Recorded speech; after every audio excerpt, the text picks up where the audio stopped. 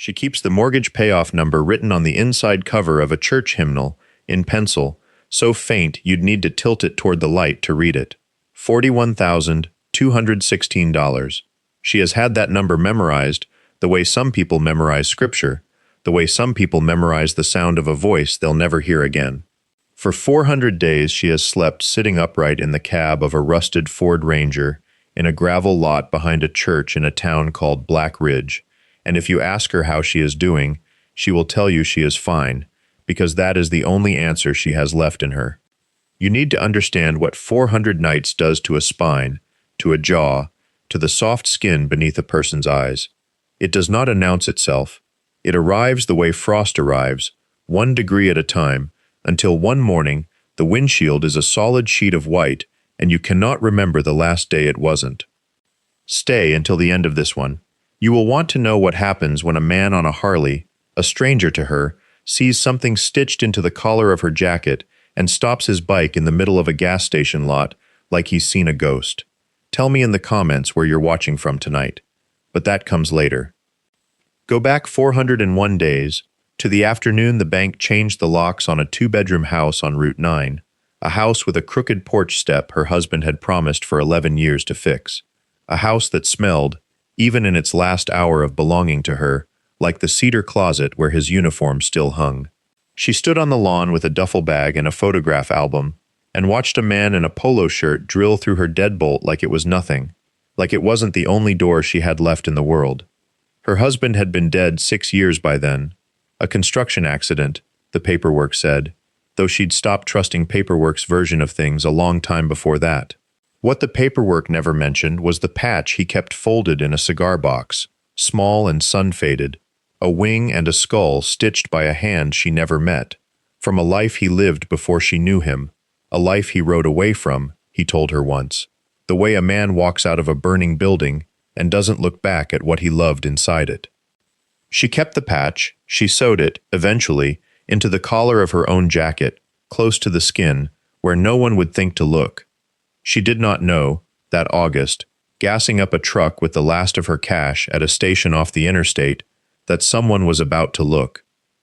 The gas station sat where the interstate forgot itself, a cracked apron of concrete and 2 pumps that still took cash, which was the only reason she stopped there at all.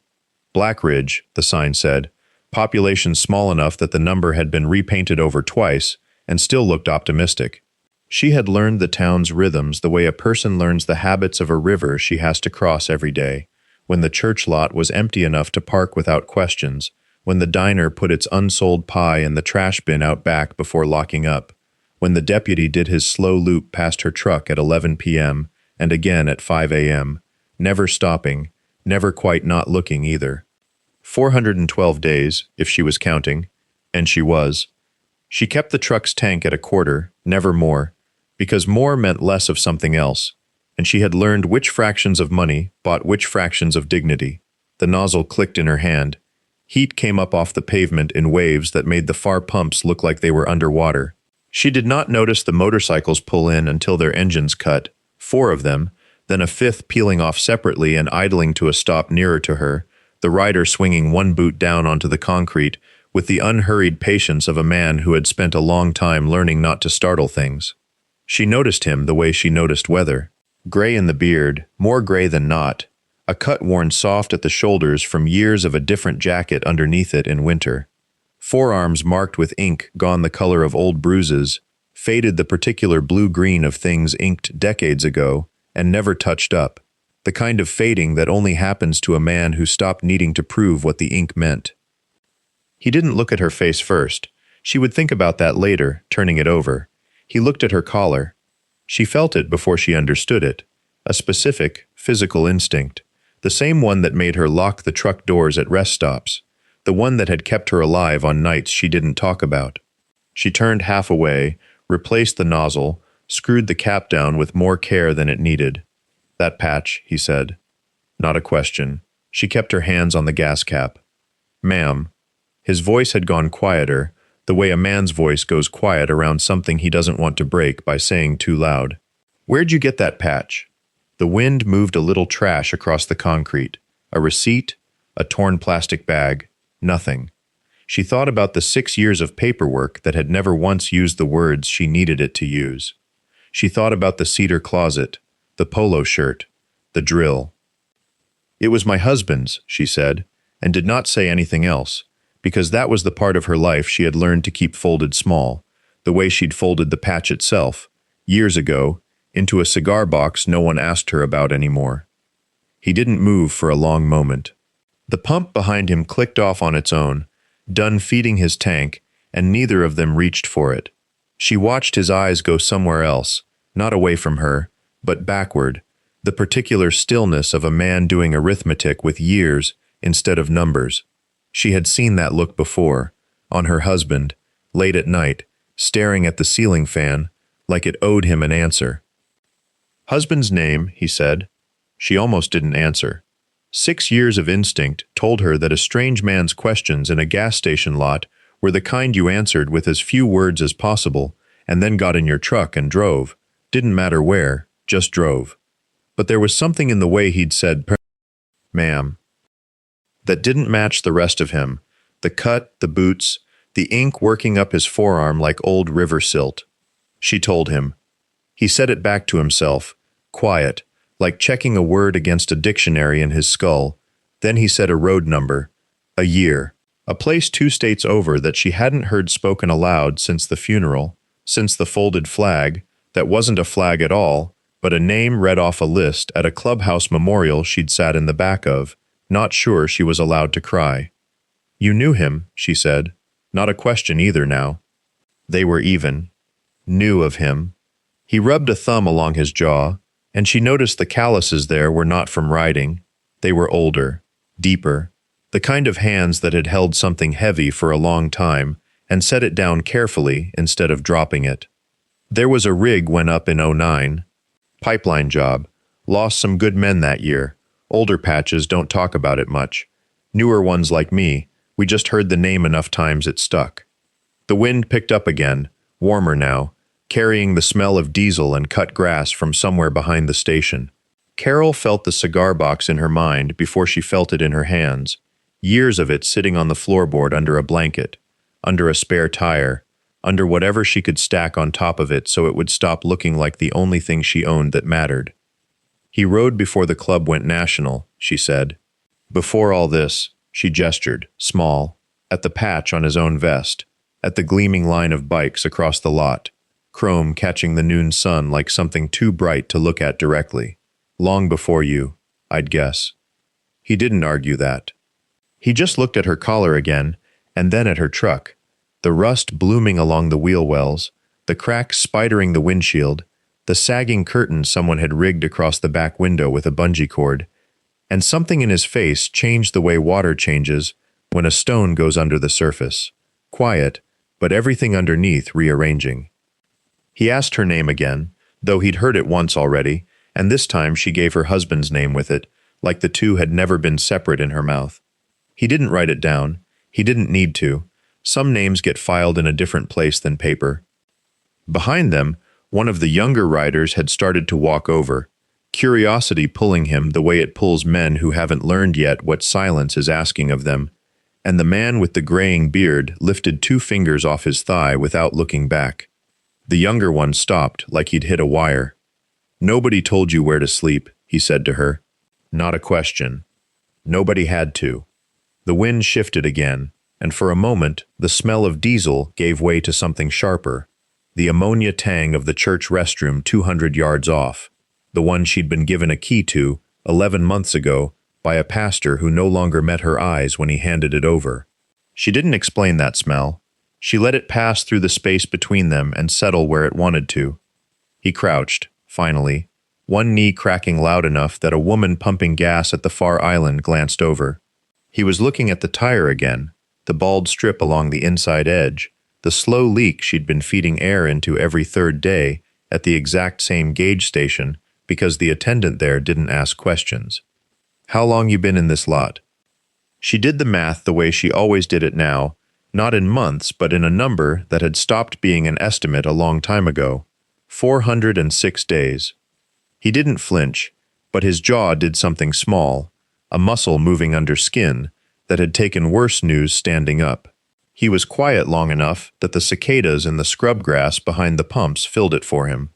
The bank take the house. After he died, 11 weeks after.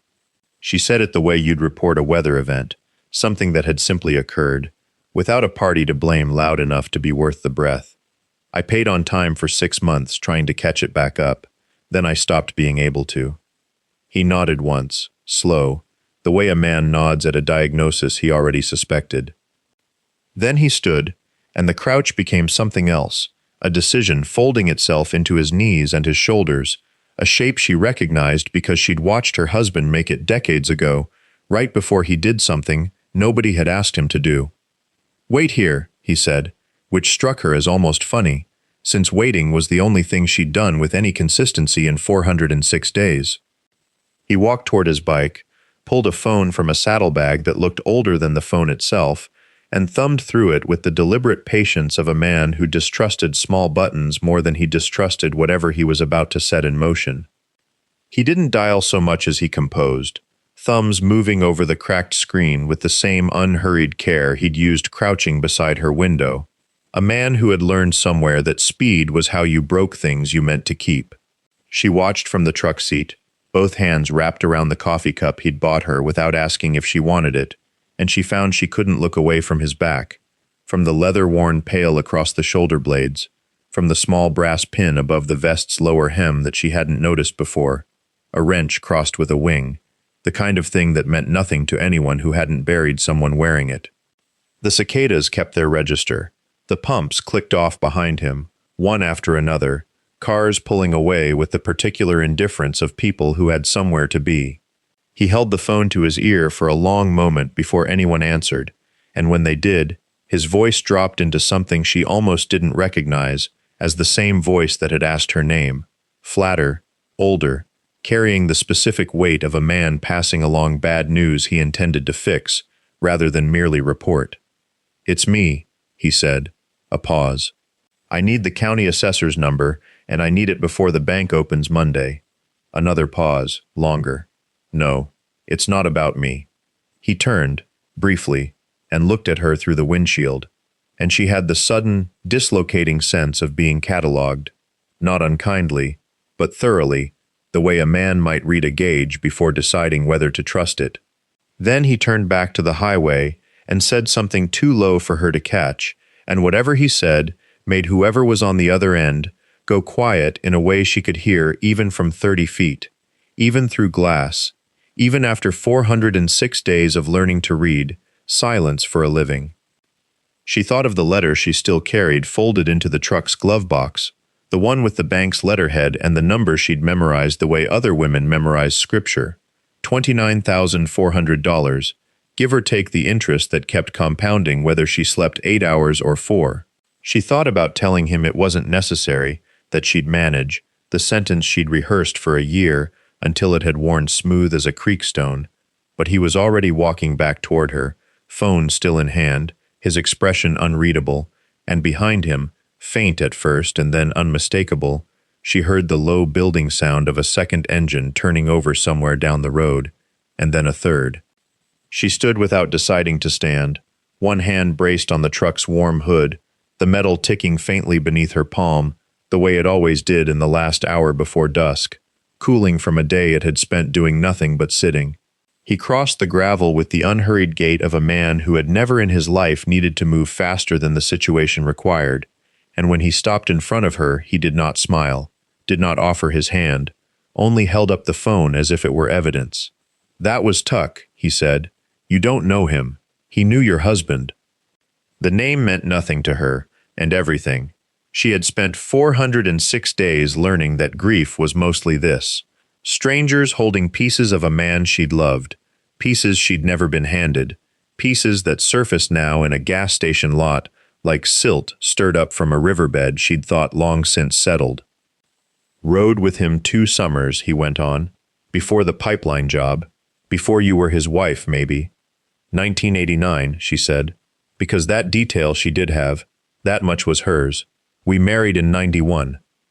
He nodded slowly, filing that too, the way he'd filed everything about her since he'd first crossed the lot, the jacket, the collar, the patch she'd sewn in crooked, because her hands had been shaking the year she'd hidden it there. Down the road, the sound she'd caught before sharpened into something with edges.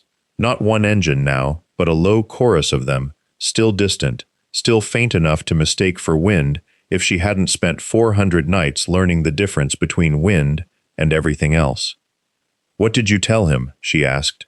"Tuck." "Told him where I was standing."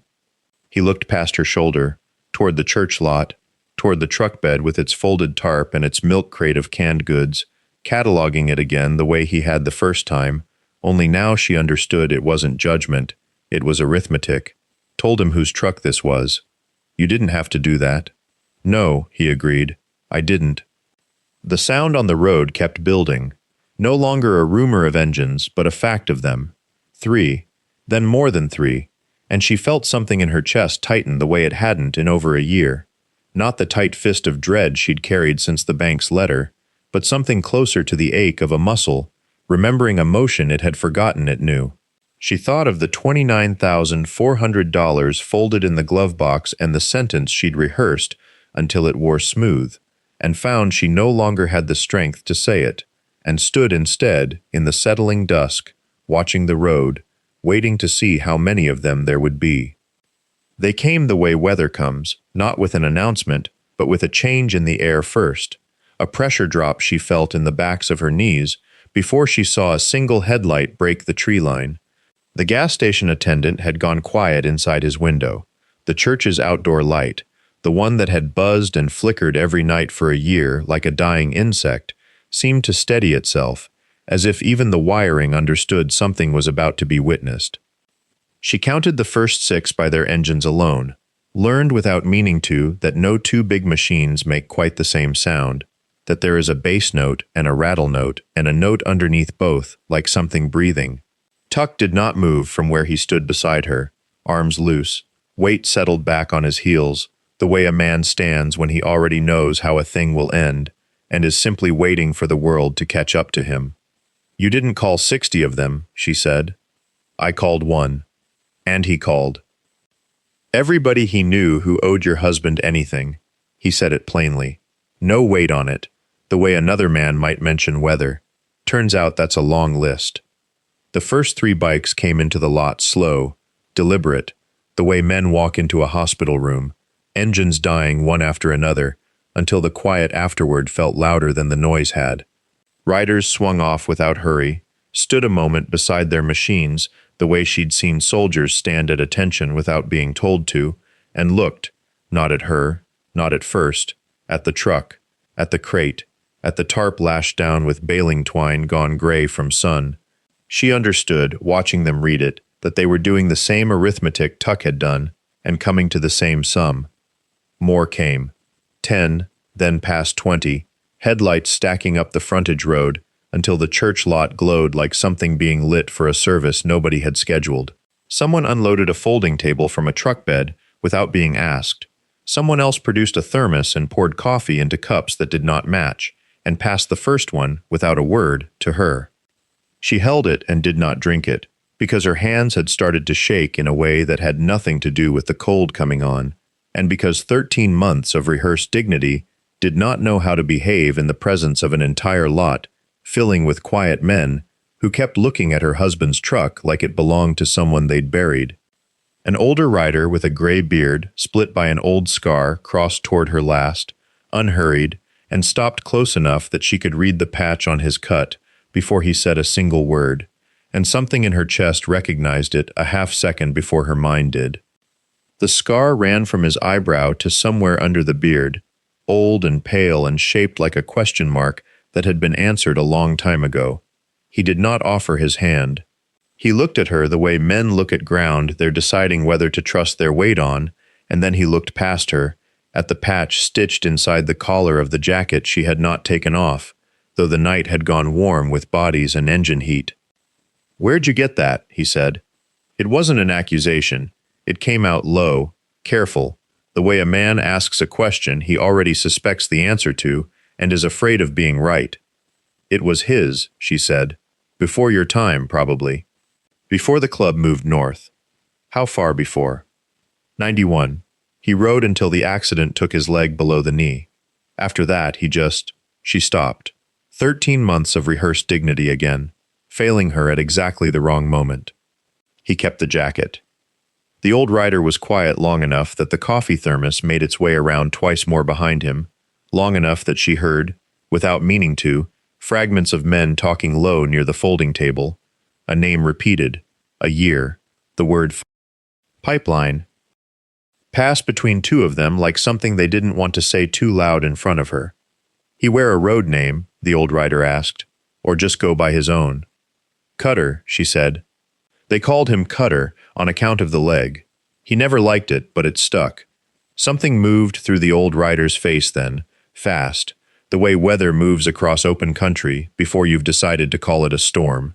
He turned his head slightly, toward the man who'd started this, the one who'd noticed the patch across the pumps, who was standing near the tailgate of her truck with his arms crossed, watching this exchange like it belonged to him too. You know who that is, the old rider said to him. Not a question. I know what he rode with, the younger man said. I didn't know he was hers.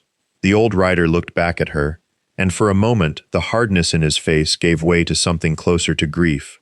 Old grief, kept in a drawer for years, and taken out rarely. I buried 3 men that year, he said. Pipeline job outside Casper. Your husband's name was on a plaque we put up at the old clubhouse before they tore it down. I didn't know he'd lived. I thought. He stopped himself, the way men stop themselves when a sentence is about to cost more than they meant to spend. He lived, she said, for a long time after, just not long enough. The old rider nodded once, slow, and turned to look at the lot, at the trucks, the trailers, the men still arriving, headlights sweeping the church wall like something announcing itself. Get her something to eat, he said, to no one and everyone, and somebody find out what she still owes. The number moved through the lot before she could stop it. She heard it pass from one man to another the way weather passes. Low, unhurried, certain. Somebody find out what she still owes. She wanted to tell them it wasn't their debt to find, that she had not come here asking for arithmetic to be done on her behalf, that for 400 nights she had kept the number private, the way other women kept photographs, taking it out only when the truck was cold enough that counting was the only warmth available. $22,160. She had said it to herself so many times it had stopped sounding like money and started sounding like a psalm. A young rider crouched by the tailgate with a paper plate, eggs from somewhere, toast gone slightly cold, the kind of food assembled fast by hands more used to engines than skillets. He didn't say much. He set it on the lowered gate beside her and stepped back the way a man steps back from something he's afraid of disturbing. Church did that in April, she said, nodding toward the plate, though he hadn't asked.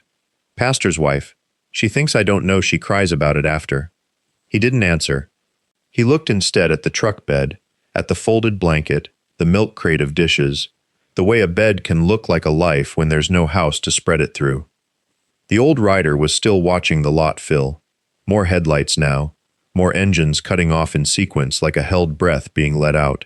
Somewhere behind her, the ledger of her debt was already being spoken aloud. She caught fragments of it, a name, a bank in Casper's sister town 2 counties over, a loan officer's name mentioned with the flatness men use for enemies they've never met but already understand. I don't need this, she said, to the old rider now, because he seemed to be the one it was safe to say it to. I've made it 400 nights without. 412, he said. She looked at him. Man over there's been counting, he said, tilting his head toward someone she hadn't noticed. A heavy-set rider standing near the church steps with his arms folded, watching her, the way you'd watch a gauge you were afraid to read. Since somebody mentioned the parking lot, said it didn't sit right, not knowing how long. She said nothing to that. There was nothing sized to fit it. 412 nights is a debt, the old rider said. Not yours, ours. We just didn't know we owed it.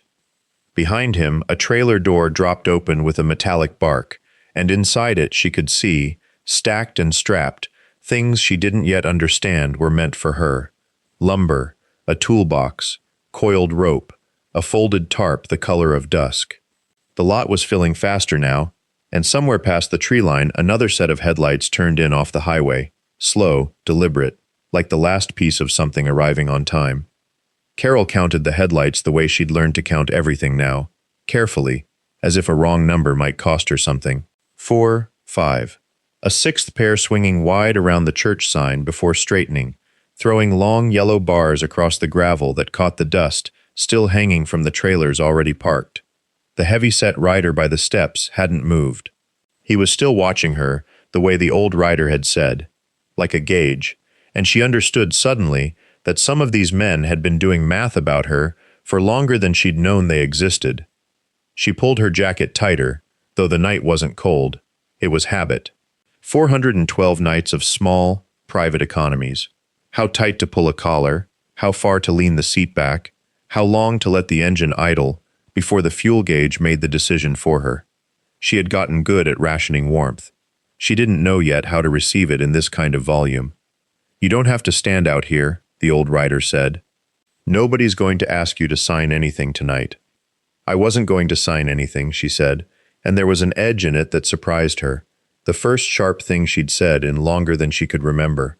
He didn't flinch from it. He nodded, like the edge was a good sign, like it meant something in her, hadn't gone all the way to bone.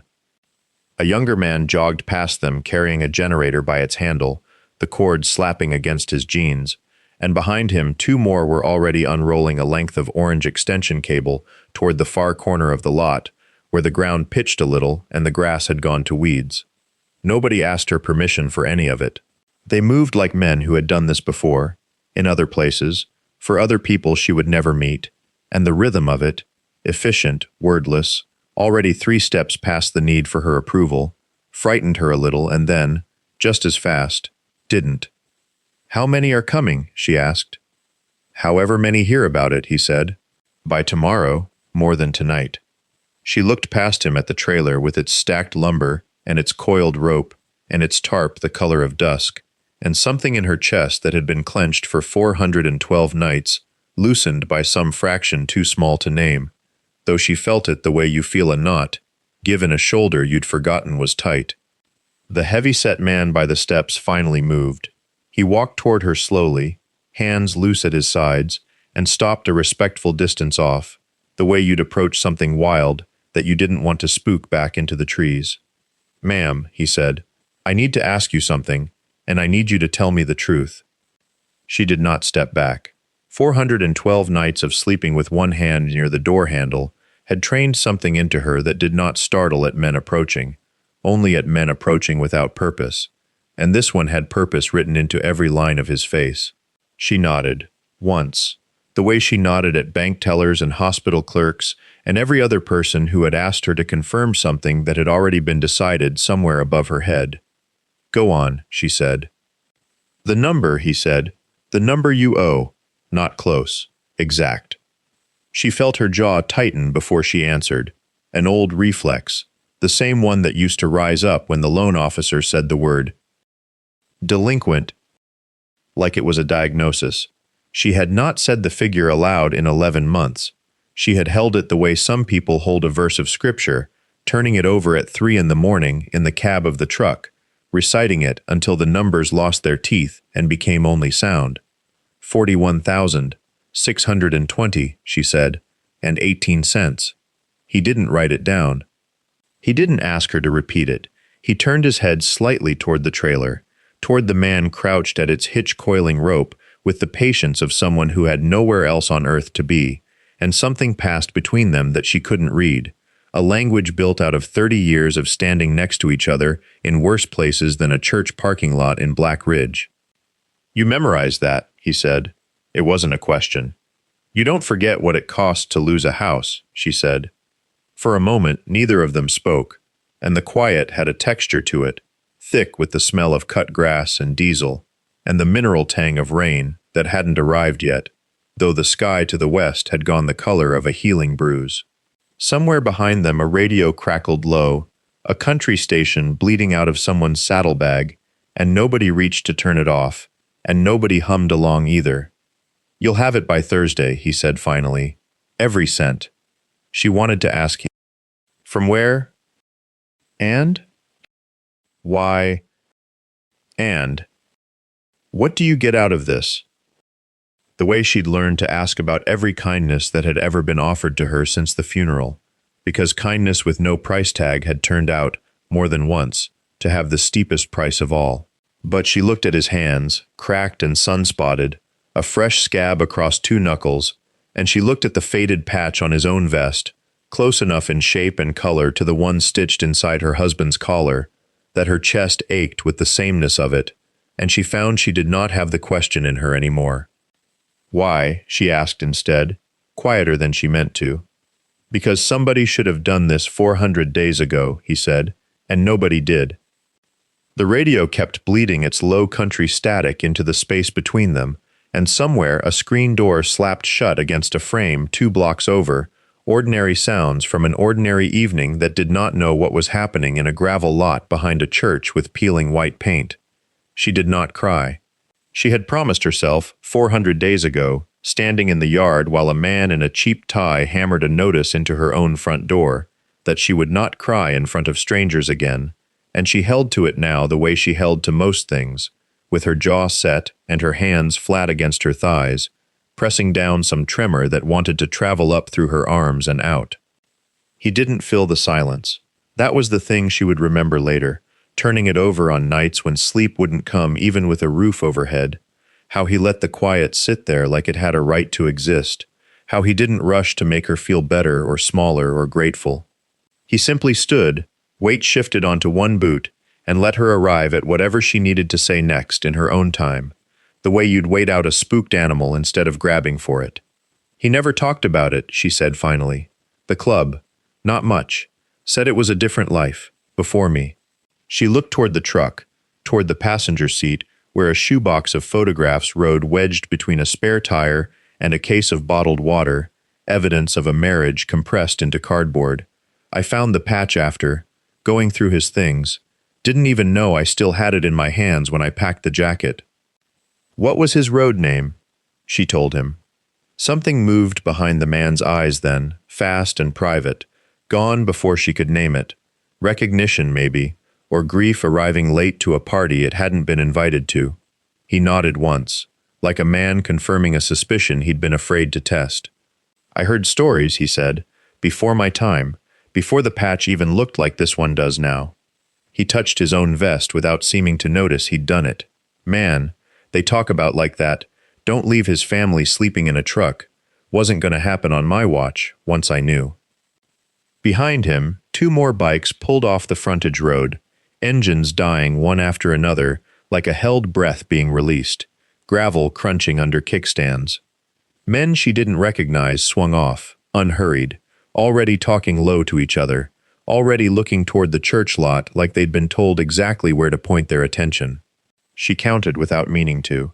An old habit, counting things, counting days, counting the exact balance owed to a bank in a town 40 miles east, and the number kept climbing faster than she could hold it steady in her head. 22. She stopped there because her hands had started shaking, and a woman who has learned to survive on nothing learns also not to look directly at hope, the way you don't look directly at the sun, because it burns retinas and expectations both.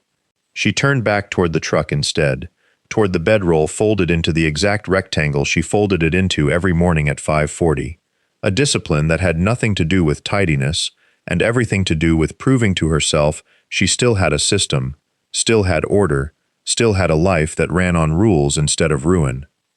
Behind her the gravel kept crunching. She heard boots now, not just kickstands, a dozen conversations pitched low enough that she caught only fragments.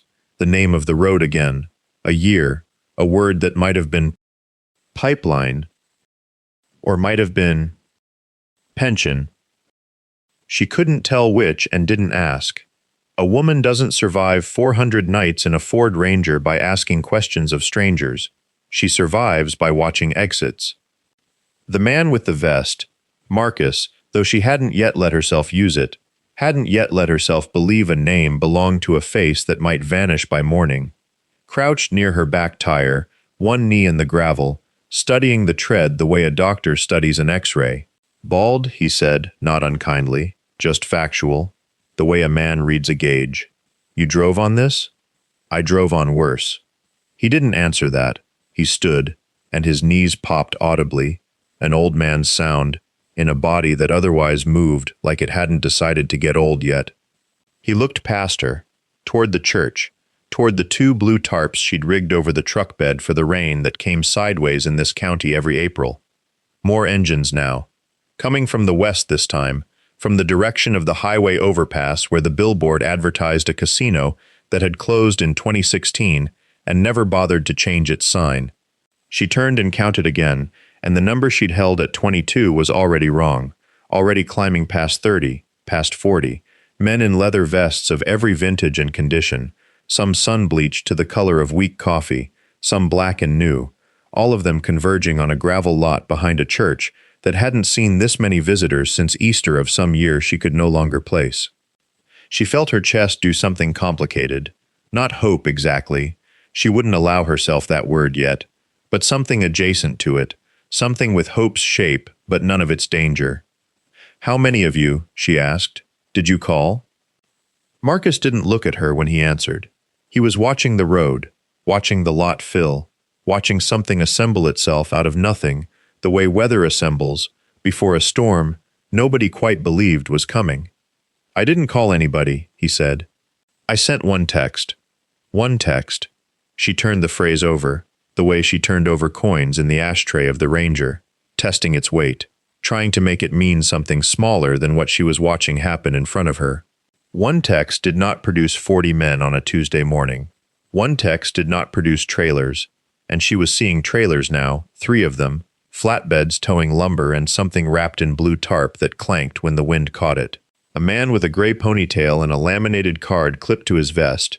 She would learn later it was an electrician's license, that he'd kept current for 30 years for reasons that had nothing to do with money, walked the perimeter of the lot like he was measuring it with his eyes alone. She watched him mouth numbers to himself.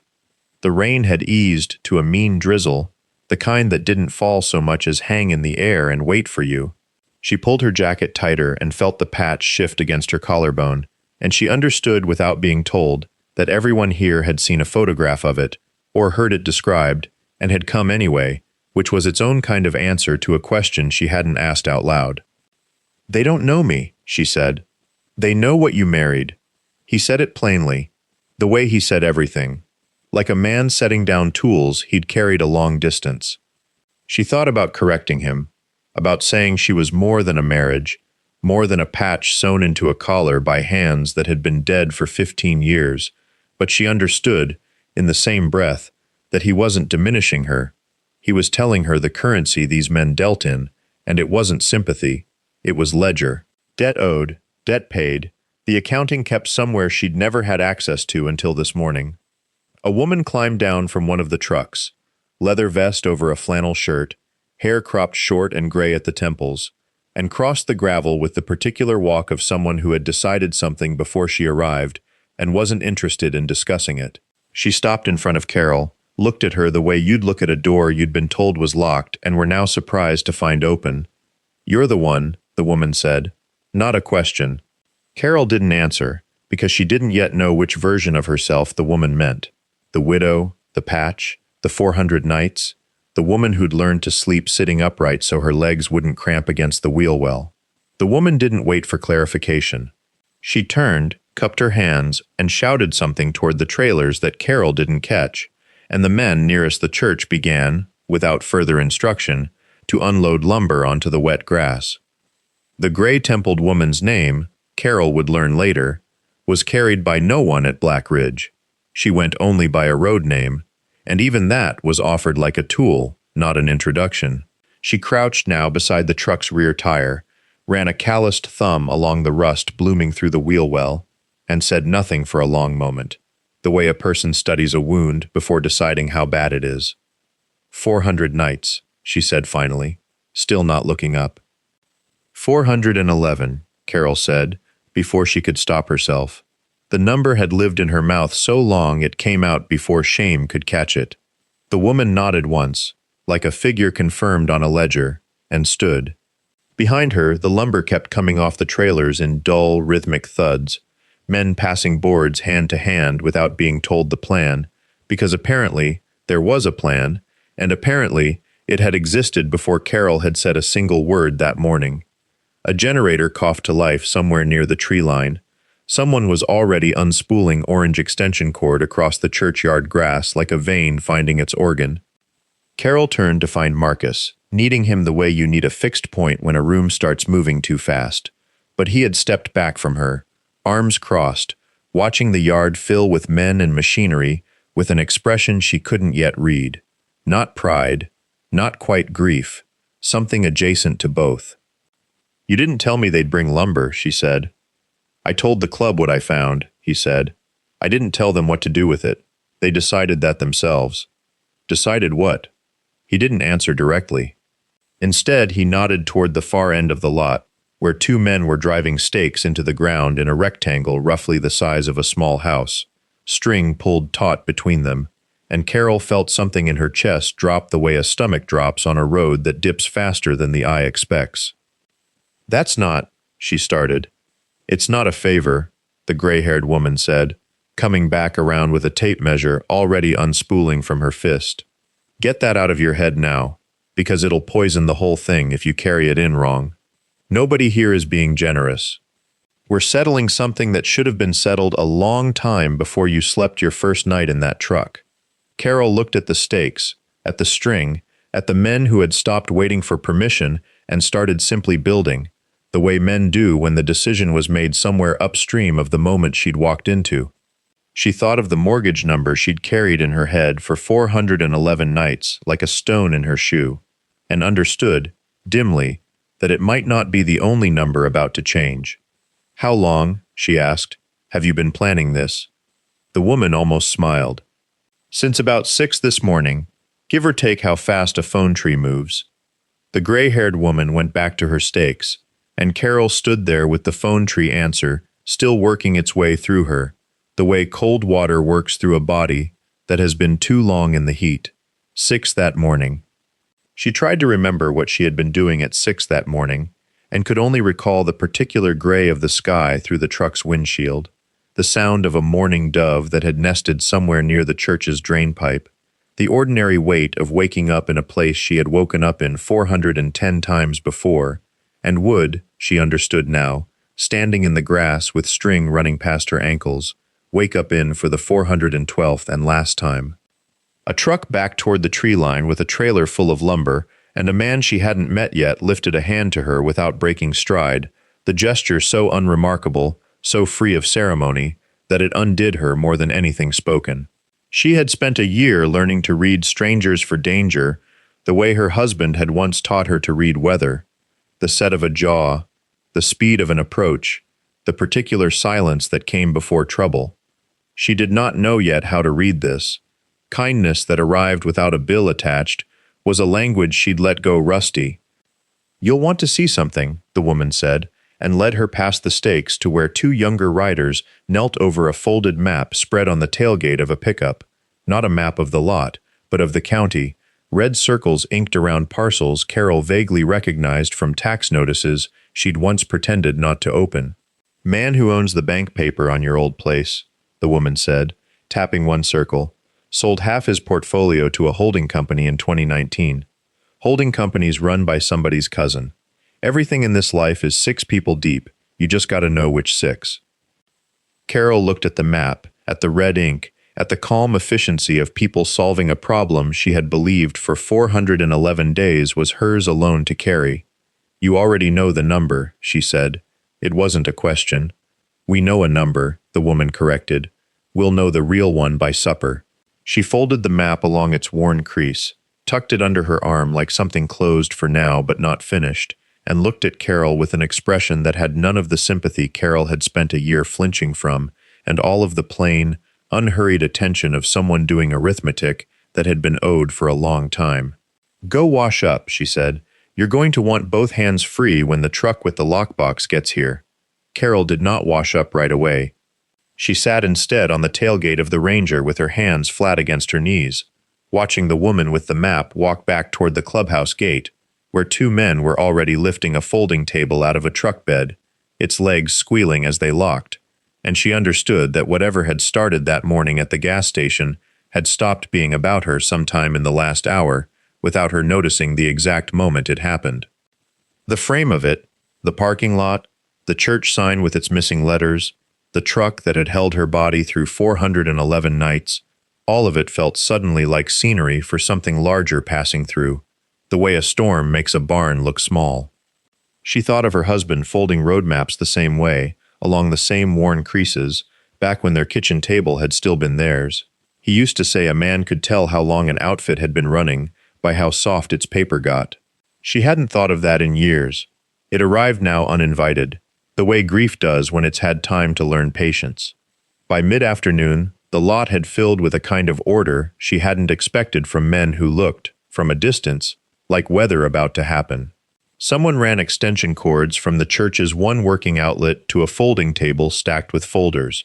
Someone else was on a phone, reading off a parcel number twice, slow, the way you read something back to a person you don't trust to hear it right the first time. A boy, not a boy, she corrected herself, a young rider, maybe 25, with a patch that still had its stitching bright, brought her a paper cup of coffee she hadn't asked for and didn't drink, just held, feeling the heat through the cardboard sleeve. "You don't have to do anything," he told her. "Just be here when the number comes back." She almost laughed at that, the strangeness of being told to simply exist in a moment she'd spent a year trying to disappear from. She had gotten good at disappearing. It was, she realized, the only skill 411 days had actually taught her: how to take up less space, how to make her presence in a parking lot look like an accident of weather rather than a fact of her life. Now they wanted her seen. Now they wanted both her hands free. She looked down at them, chapped, ringless where the wedding band had been sold in the 4th month, nails cut short because there was no longer money for anything else, and thought that whatever number they were building toward, whatever truck was coming with whatever lockbox, it would not undo 411 days. But it would end them.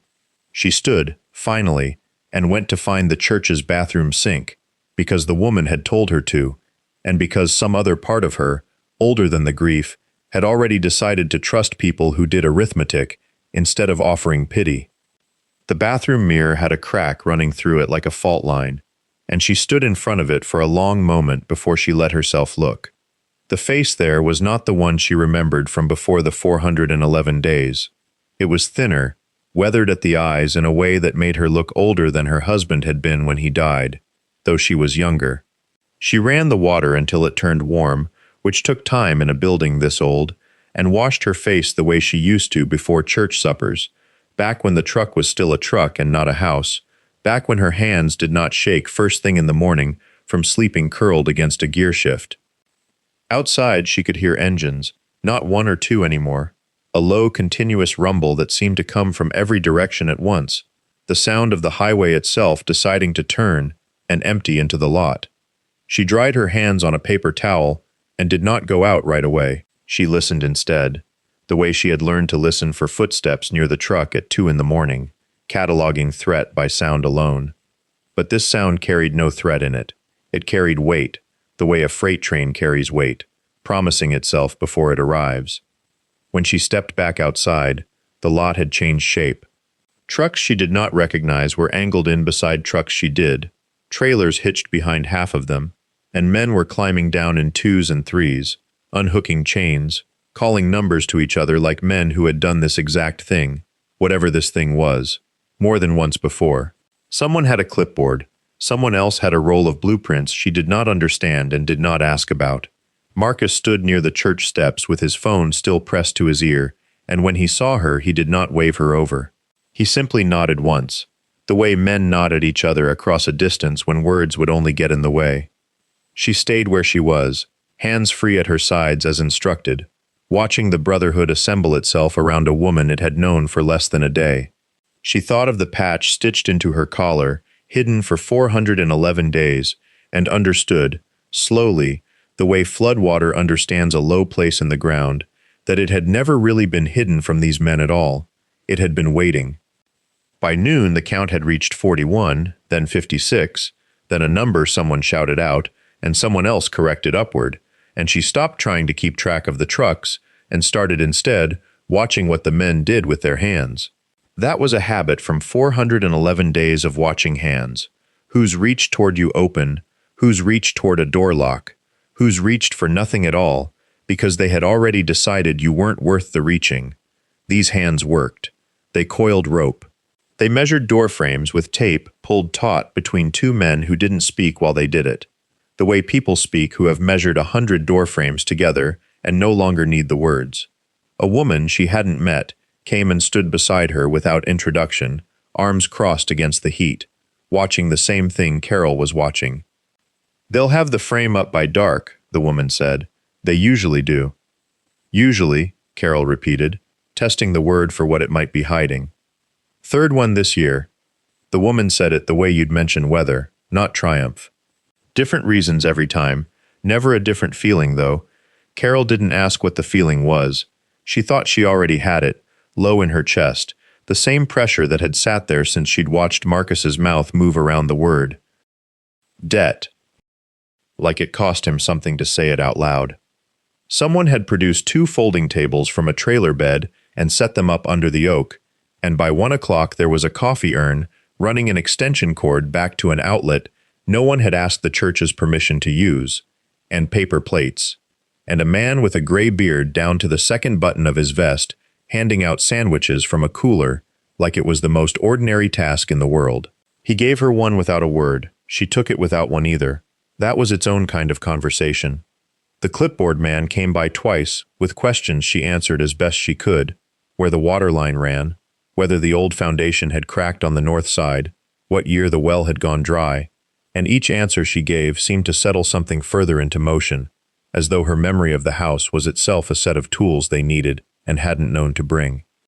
By 2, the frame lumber had arrived on a flatbed she hadn't seen pull in, and men were already sorting it by length, calling numbers back and forth across the lot, the way her husband once had, decades gone now, in a life she'd stopped letting herself remember out loud. She sat on the tailgate of the Ranger with the sandwich in her lap, uneaten, and watched them work the way a person watches weather come in, with a kind of stillness that isn't calm so much as bracing. The lumber went up fast. Faster than it should have, she thought, though she had no memory left of how fast a house was supposed to rise, only how long it had taken to fall. 11 months of letters, 3 of them certified, 1 phone call from a man in Tulsa who used the words "final determination" like they were a kindness. Marcus came and stood near her, not too close, the way he had learned to stand near her over the last 2 days, without her having to ask for the room. "You don't have to watch," he said. "You can go inside. Rest." "I've rested," she said. 400 days of it. He didn't answer that. There wasn't an answer that wouldn't have sounded like pity, and he'd learned by now that pity was the one thing she wouldn't take from anyone, sandwich or otherwise. The clipboard man came by again, crouched near her knee, held up a torn corner of paper with a measurement written on it. "North wall," he said. "You said the foundation cracked here. We're going to pour new before we frame over it. Won't crack again." "It cracked in '04, she said, "after the flood." "We'll go 2 inches deeper than code," he said, like it was nothing, like 2 inches of concrete were a favor as small as the sandwich, and moved on before she could thank him. Which she understood now was deliberate, that they did not want to be thanked, that being thanked made the thing transactional, and they had all silently, collectively decided this would not be transactional. By 4, the sun had dropped enough that the light came in low and gold across the lot, catching the dust the trucks kicked up and turning it the color of a held breath. She watched a man she didn't know, young, maybe 30, a tattoo of a rosary running down his forearm, measure a stud twice before he cut it, the way her husband used to, the way he'd taught her to, back when she still had a barn to fix and a man to fix it with her. She realized she was crying only when the sandwich blurred in her lap, and she did not wipe her face, because for the first time in 400 days, there was no one there whose comfort she needed to manage instead of her own. The frame around this, the woman at the kitchen counter years later, telling it to someone who had asked why she still kept a tool belt hanging by the back door of a house she now owned outright, went quiet here, the way it always did at this part. She said she remembered the smell most. Sawdust and diesel and the particular sweetness of a casserole someone had brought in a dish they never asked back for. She said grief has a smell too, and for 400 days that had been the smell of a truck cab, vinyl gone brittle with heat, and that afternoon, the two smells stood side by side in her chest, and she could not have told you which one she was crying for. By 5, the frame was up. Not a house yet. A shape. A promise of one. Rafters catching the last light like ribs before there is a body around them. A man with a gray beard and a voice like gravel under a tire told her the well was still good, that they'd tested it that morning while she was still asleep in the truck, not wanting to wake her before there was something worth waking up to. He said it the way he said everything, without ceremony, and walked off toward the trailers before she could ask him his name. She would learn it later. She would learn all of their names later, over months, over years, the way you learn a language by living inside it rather than studying it. But that evening she knew only hands and backs and the particular economy of men who had spent decades learning to do necessary things without wasting words on them.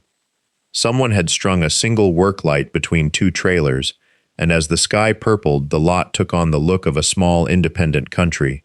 Its own light, its own sound, its own rules.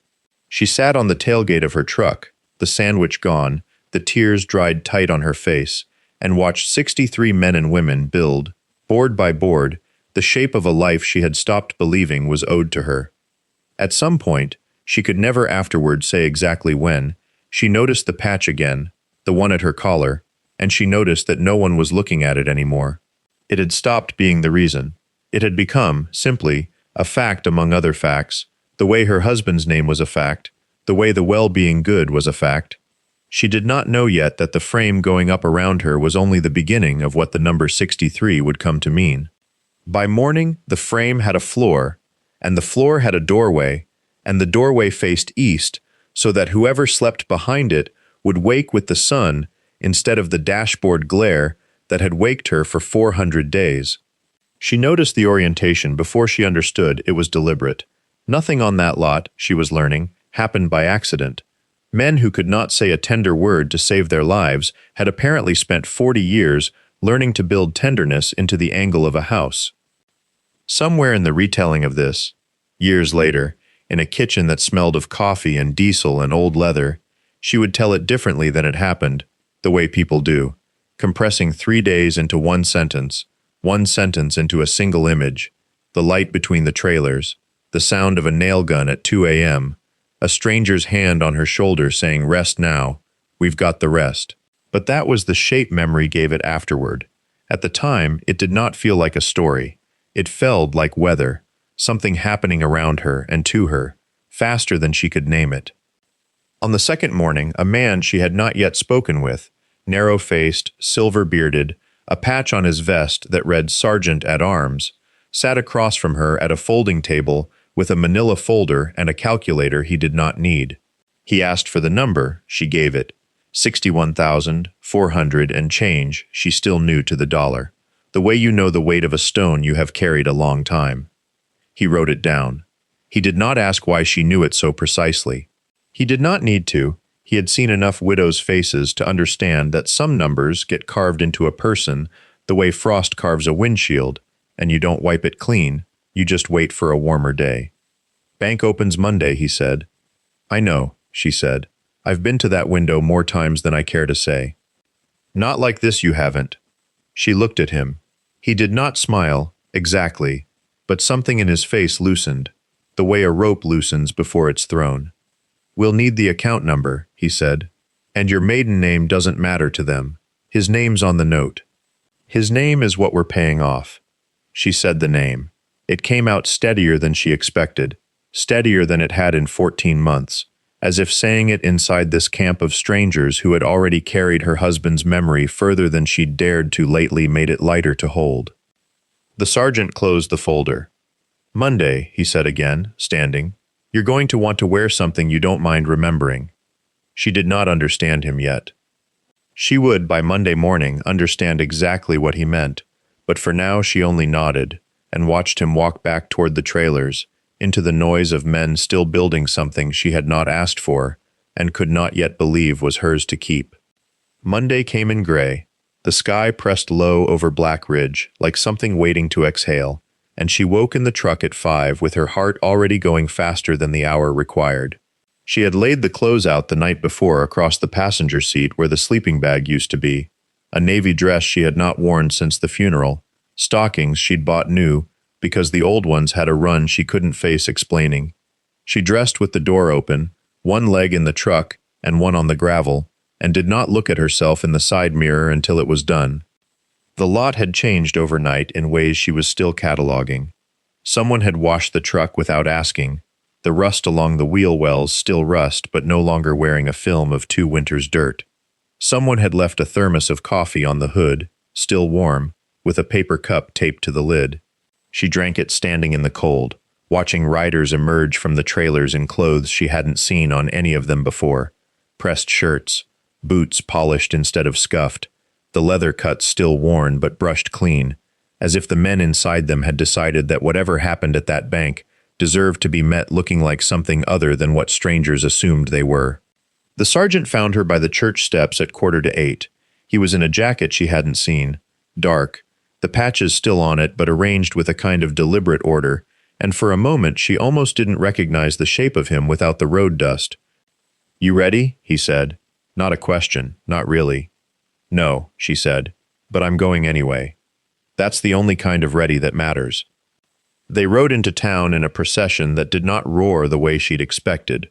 No gunned engines, no theater, just the low, steady thrum of 60-some machines moving at the speed of the town's one stoplight, past the gas station, past the diner where a waitress stood in the window with a rag forgotten in her hand, past the salvage yard where a man stopped stacking tires to watch them pass.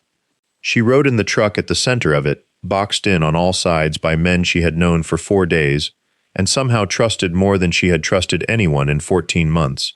And she watched the bank's brick face grow larger through the windshield, watched the manager's car already parked crooked in the lot, as if he'd arrived early and then thought better of it, watched the glass doors catch the gray morning light and throw it back at her like a question she was finally, after 400 days, prepared to answer. The bank manager met her at the door, with the kind of smile men wear when they have already decided how a thing will go, and then watched it go otherwise. 60-some engines idling in a parking lot will do that to a smile. He took her inside alone. That had been her condition, not theirs, and the club waited in the lot the way weather waits, patient, unhurried, certain of its own arrival. She had the number memorized.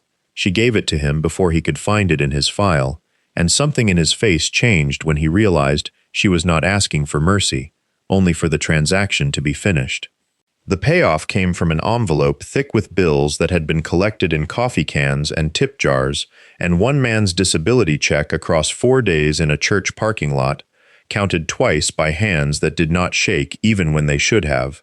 The manager counted it a 3rd time out of habit, then looked up at her the way people look up when the story they had assumed about someone turns out to be wrong. She walked out into the light still owing nothing to anyone. The 63 did not cheer.